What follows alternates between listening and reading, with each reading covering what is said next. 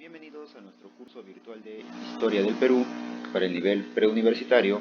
Les saluda el profesor Andy Ortiz Tomasto. El día de hoy vamos a conversar brevemente sobre el primer militarismo. Contextualicemos lo primero, eso quiere decir cuándo se desarrolla esta época en nuestro Perú. Bueno, se desarrolla a partir del año 1827 hasta el año 1872. Todo lo estudiado en la República del Perú va a ser plasmado en los grandes libros de Jorge Basadre, el gran historiador que tiene nuestro país. Es el que más aporta al estudio de este periodo republicano, ¿no? Y es el que denomina así a esta época el primer militarismo.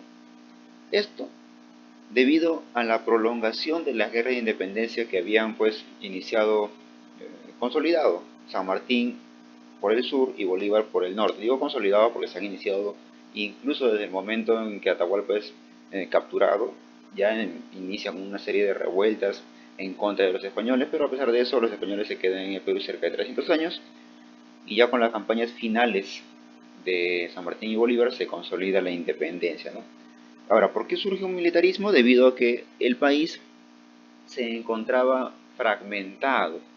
Políticamente estaba fragmentado, sobre todo con los criollos y militares que van a estar constantemente en pugna por el poder, ¿no? Y no tenemos pues una burguesía consolidada en el país, una burguesía nacionalista. Por el contrario, son criollos acostumbrados a otro estilo de vida. Cuando analicemos las características, en este caso comencemos por el aspecto económico y vamos a mencionar pues que el Perú nace con una fuerte deuda. Para que San Martín inicie sus campañas libertadoras, tanto en Argentina, en Chile y Perú, pide préstamos de Inglaterra y esos préstamos pues no los va a pagar San Martín, los va a pagar el Perú, una república que está naciendo, pero ya nace con una deuda. Por lo tanto, es un país que está pues en un déficit fiscal profundo, en una recesión económica no vista, porque en la época virreinal la metrópoli controlaba todo lo que ocurriera, ¿no? Pero en esta época, pues, el Perú está con una deuda muy fuerte, además de la ausencia de circulante. Ya no hay moneda que esté circulando, ya no hay moneda que sea válida. Recuerda que hemos ganado la independencia y hay que trabajar en un nuevo sistema monetario. En algunos lugares, en muchos lugares del Perú, se va todavía a usar el trueque. Por otra parte, si bien en algún momento San Martín suprime el tributo indígena por considerarlo pues ya anacrónico. Recuerda que el tributo indígena es un impuesto que pagan los indígenas por haber sido derrotados y conquistados por los españoles. Pero ese impuesto representaba un alto porcentaje de los ingresos del país. Al eliminarlos, el Perú se queda sin ingresos y estamos con una fuerte deuda, un fuerte déficit fiscal, por lo tanto es necesario reinstaurarlo y Bolívar así lo entiende y lo reinstaura. Por lo tanto, la situación prácticamente para los indígenas no ha cambiado. Siguen pagando el tributo indígena, pero ahora se le llama contribución personal e incluso otros impuestos porque es necesario recuperar nuestra economía, ¿no? Básicamente, en esta época el Perú va a vivir en base a la exportación. Felizmente al Perú no le ha faltado recursos. Históricamente ha tenido muchos recursos que lo han llevado a sobrevivir sus momentos de crisis, pero que si hubieran sido bien utilizados, si se le hubiera sacado el máximo provecho a esos recursos, de repente hoy seríamos una de las grandes potencias, ¿no? Bueno, acá también entra un detalle que aquellas personas o naciones, porque geopolíticamente la nación es como un ser vivo, aquellas naciones que tienen muchos recursos se desarrollan poco, porque tienen todo a la mano, todo a disposición, mientras que aquellos países que no tienen muchos recursos, tienen escasos recursos, tienen que ingeniárselas para poder desarrollarse. Tal es el caso de Finlandia, que el único recurso es la madera. Lo único que tienen es madera. Y con eso se han convertido en una de las economías más fuertes de Europa. Bueno, el Perú va a vivir en base a las exportaciones de algunos recursos, dentro de los cuales van a destacar los minerales, la materia prima que se produce en las haciendas, el guano, el salitre, principalmente eso. Y es necesario mencionar que, según la línea de tiempo, según el desarrollo histórico del Perú, estamos entrando a la época de dependencia económica. Si bien es cierto, somos libres e independientes por la voluntad general, etcétera, que todo eso que dijo San Martín, Estamos ahora dependiendo económicamente de Inglaterra y nuestra economía va a ser influenciada por esta nación. ¿Bien? En el aspecto político, bueno, lo que va a vivir el país es una presencia de caudillismo. Acá tenemos en imagen algunos caudillos, y para que te hagas una idea de qué son los caudillos, pues los caudillos son aquellos militares que han destacado en la guerra de independencia, tanto apoyando a San Martín como en la batalla de Junín y Ayacucho apoyando a Bolívar. Son aquellos militares que se han ganado el prestigio social, la gente los respeta, la gente sabe la acción heroica que han realizado ellos por nosotros, por nuestro país, y los veneran, ¿no? Lo ven por la calle y se asombran, le guardan mucho respeto. Pero estos caudillos van a tener pues intereses personales, en algunos casos intereses regionales por la localidad en la que viven, pero no van a tener un interés por todo el Perú. Ahí viene el problema. Por lo tanto, entre ellos van a vivir constantes hostigamientos, constantes traiciones, golpes de Estado, guerras civiles. No hay una clase dirigente que se haya consolidado en el Perú, ¿no? Si es que en algún momento las rebeliones indígenas hubieran triunfado, de repente hubiéramos reinstaurado un gobierno parecido o muy similar al Tahuantinsuyo, de repente. Si en su momento, de repente, los criollos americanos hubieran hecho algo más, de repente se hubiera podido hacer una situación diferente, pero no. Ha venido una independencia externa, un argentino y un venezolano han consolidado la independencia y los que se han quedado con el poder son los criollos. En el aspecto social, vamos a tener que aún existe la fragmentación social, la desigualdad social, el regionalismo. Una cosa es la capital, que es Lima, y otra cosa muy distinta es lo que ocurra en el resto del país, porque así se puede decir. El Perú en esta época es Lima y el resto del país no importa. Pero eso trae problemas, ¿no? Trae problemas porque quienes tienen los beneficios son los criollos. Esa es la clase que va a empezar a tomar el poder. Pero aún van a seguir excluidos de la vida política, de los beneficios sociales y económicos, todo el campesinado. Pero para ellos la situación no cambió para nada. Van a seguir siendo marginados. Y ni qué decir de los esclavos, ¿ah? Pero tú me dirás, profesor, pero San Martín plantea la ley de vientres libres. Ya está bien, pero esa ley de vientres libres dice que todos aquellos que hayan nacido después del 28 de julio van a ser libres. Pero los que nacieron antes van a seguir siendo esclavos. Si nació el 27, bueno, qué pena. Y si nace después del 28, ya es libre, sí, muy bien, pero la mamá todavía es esclava. El papá todavía es esclavo. Entonces, la esclavitud se va a dar todavía durante muchos años y su situación va a ser peor todavía que los campesinos.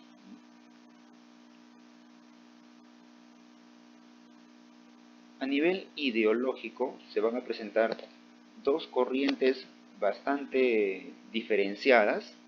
Una de ellas es el liberalismo, los liberales, y la otra son los conservadores. Por un lado, los liberales son más progresistas, son más de tendencia moderna, de copiar los modelos europeos que están teniendo un éxito a nivel político, económico, mientras que los conservadores son más tradicionales, son aquellas personas que apoyan el establecimiento de un gobierno fuerte, ¿no? Un gobierno férreo.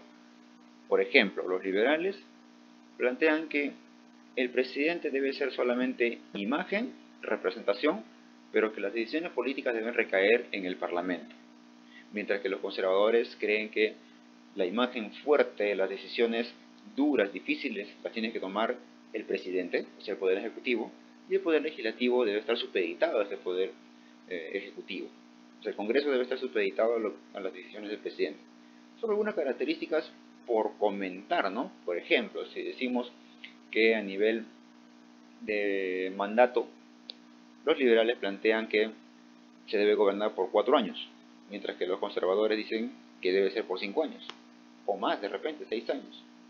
Por un lado, los liberales, al ser cuestionadores de la realidad, plantean que la mayoría de edad, siendo liberales, debería ser a los 21 años, mientras que los conservadores dicen no, la mayoría de edad 25 años. Son diferencias que van a tener un debate.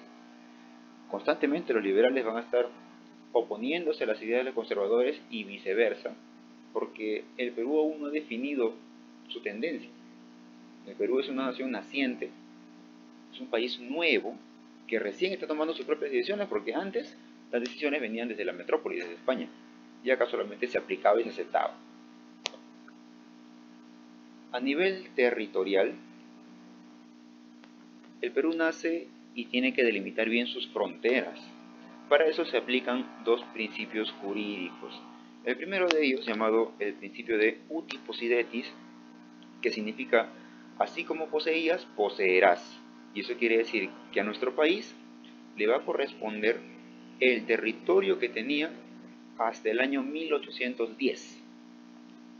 Si, por ejemplo, en el año 1810 el territorio de Guayaquil le correspondía al Perú, al virreinato del Perú, entonces en esta época republicana, en cual el Perú ya es independiente, Guayaquil por uti possidetis nos va a pertenecer. Y es por este principio que nosotros ganamos pues este territorio, Guayaquil, Puno, la zona de Maynas, que es parte de Amazonas, de Loreto, y el Alto Perú, lo que hoy es Bolivia.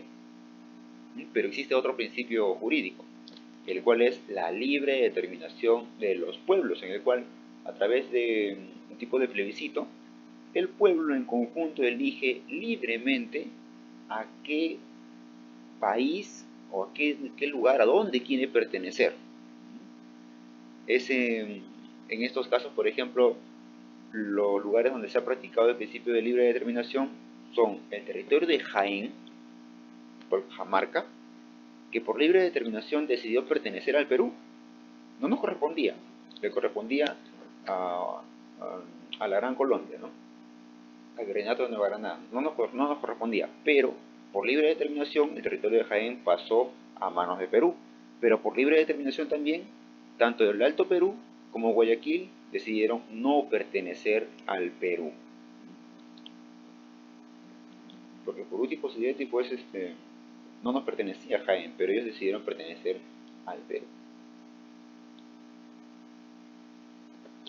El primer presidente de esta época, del primer militarismo, es José de la Mar, quien gobierna entre los años 1827 hasta el año 1829.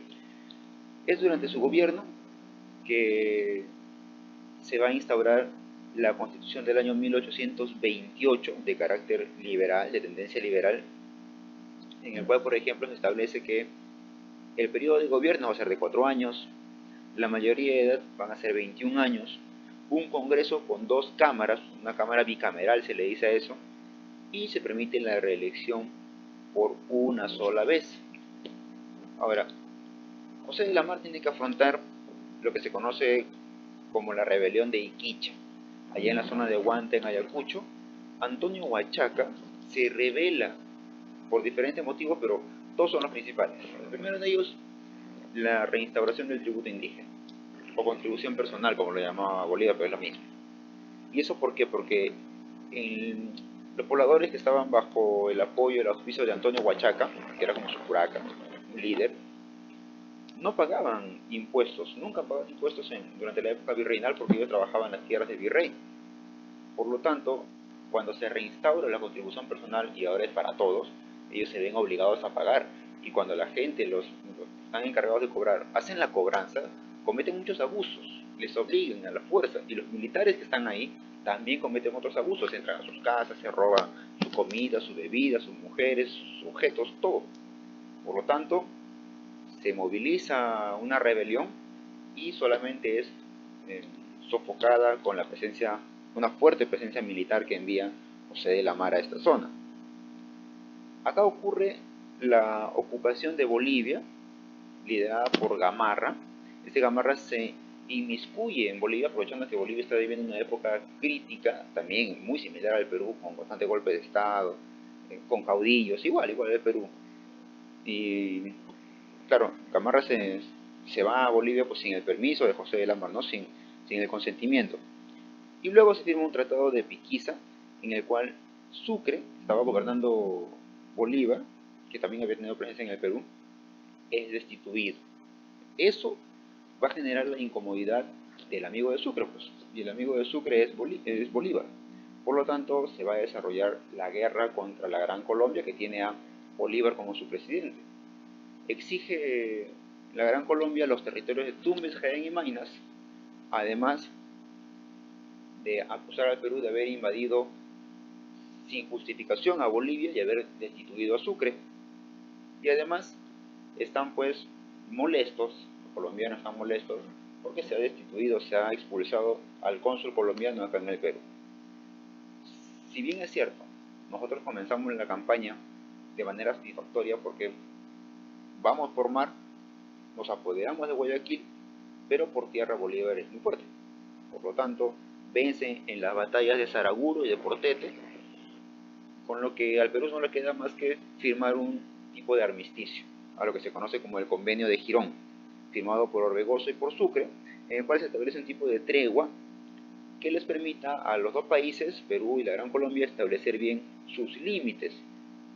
Claro, esos límites van a ser todavía definidos más adelante, pero se ha pactado un tipo de tregua. Ante esa situación, la mar va a vivir insurrecciones, intentos de golpe de Estado, por ejemplo, de Gutiérrez de la Fuente, de Gamarra, pero quien se hace con el poder es Gamarra, Agustín Gamarra. Cuando Agustín Gamarra se hace con el poder, se da cuenta que Gutiérrez de la Fuente, otro militar, también quiere dar el golpe de Estado, por lo tanto le dice, evitemos problemas, te nombro vicepresidente, y se acabó el problema. Entonces, para que Gamarra justifique su mandato, convoca elecciones y gana esas elecciones. Gobierna Gamarra entre los años 1829 hasta el año 1833 y él tiene un gobierno más conservador, incluso muchos dicen dictatorial. Sí, claro, él pone fin a la guerra contra la Gran Colombia, en los cuales a través del tratado Larrea-Gual, el territorio de Tumbes, Jaén y Maynas se quedan definitivamente para el Perú, pero la Gran Colombia se apodera del territorio de Guayaquil. Bueno, eso es por el momento, porque en el año 1830 la Gran Colombia se desintegra en lo que hoy son los países de Ecuador, Colombia, Venezuela y una parte de Panamá, ¿no? En esta época se siguen viviendo constantes problemas con Bolivia. Con Bolivia porque Santa Cruz quiere anexar la parte sur del Perú. Santa Cruz está en Bolivia, quiere anexar la parte sur del Perú a Bolivia. Pero Gamarra va a querer invadir Bolivia, pero el Congreso no se lo va a permitir. Recuerda, acá juegan mucho los intereses personales. Ante esos problemas va a haber constantes golpes, intentos de golpe de Estado, y uno de ellos es el de Luis José de Orbegoso, quien llega al poder en el año 1833 y gobierna hasta el año 1835. Orbegoso también, una vez que llega al poder, va a sufrir la rebelión, la sublevación de Pedro Bermúdez, uno de sus generales. Va a querer dar el golpe de Estado y acá ocurre un acontecimiento histórico a nivel nacional, a lo cual se le conoce como el abrazo de Maquinguayo, donde las tropas de Pedro Bermúdez abandonan el campo de batalla a su general y se pasan al lado de Orbegoso.